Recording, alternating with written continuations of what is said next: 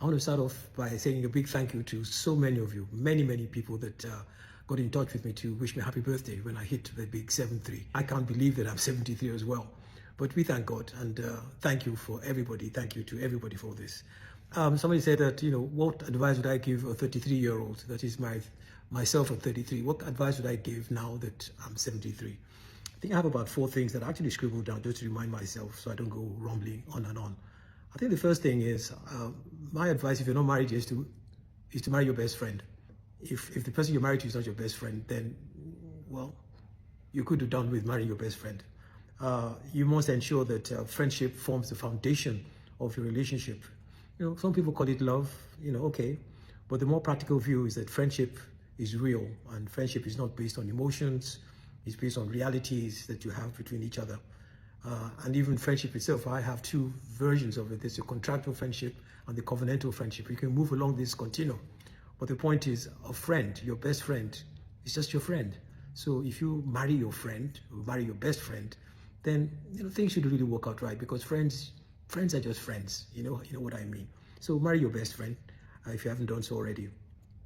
The second thing that I would advise is to be sensitive to how people feel about you. It's about perception. The perception that people have about you matters a lot, because that is the way they will behave to you, that is the way they will talk about you, that is the way they would represent you, and that's the way they will influence others about you. Some people have an attitude that, I don't care what this person thinks about me, I know who I am. Well, yes, you know who you are, but you need to get people to discover who you are. And sometimes at a distance or nearby, or based on some actions or reactions or statements, you give a certain perception to people of who you are, and they therefore react to you that way. They represent you that way, or even misrepresent you based on the perception they have of you. So it's important to create the right perception all the time. You've got to look the part to be the part. You've got to act the part to be the part. You can't reflect one particular type of personality and let people believe that this is the way you are if it's different. So the second thing is really create the right impression. It's important all the time. The third thing is, I say, know yourself. Try to understand who you are, the kind of personality you have. We all are not the same, but yet there is no wrong personality. There's no wrong behavior. Some behaviors suit certain situations. They suit certain professions.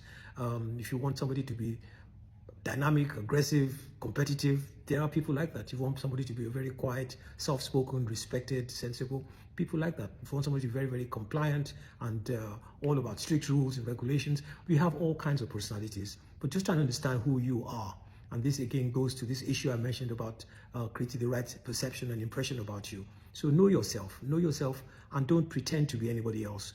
You are who you are. It's not wrong, for as long as you don't break the law or be unfair to people. And talking about being unfair to people, there's a need to be able to empathize.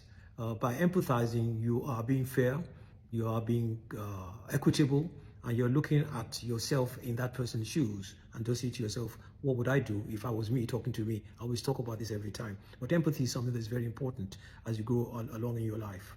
Then the fourth thing is to take charge of your actions. You see, you find out that it is how you react to situations that you can actually control your life. A man who kills a person because that person slapped him, okay, will have a different story to a man who, when he was slapped, just walked away, okay? And yet that was based on 2 totally different reactions. You slap me and I kill you. You slap me and I walk away. One, you actually take charge of yourself and take charge of yourself from doing something that could have greater consequences than what happened to you. So learn to take control of your life by learning how you react to things that are done to you. You are in control based on the reactions you have. And that way you can really take control of the things that you have that happen to you in life. And then the last one, probably the most important, especially for a 73-year-old like me, is pay attention to your health. And do this as early as possible, not when you're much later on when it's too late. You've got to pay attention to your health from an early age, not when the foundation of damage has been laid, okay? So it's never too early. Just be conscious of what you eat, how you exercise, the kind of things you do. At that age, at 33, I used to drink a lot. I used to enjoy myself and things like that. In a way, you pay for these things as you go along. But the important thing is to be very sensitive as you get older to your health, sensitive to the things you eat, the things you drink, your habits, your style, and the kind of things that sort of define your life. So that's that's the advice I'd give a 33-year-old, my 33-year-old self, now that I'm 73, 40 years afterwards. Anyway, thank you so much once again for those who wish me happy birthday. And by the grace of God, I'll give you a chance to do the same next year. Thank you. Bye-bye.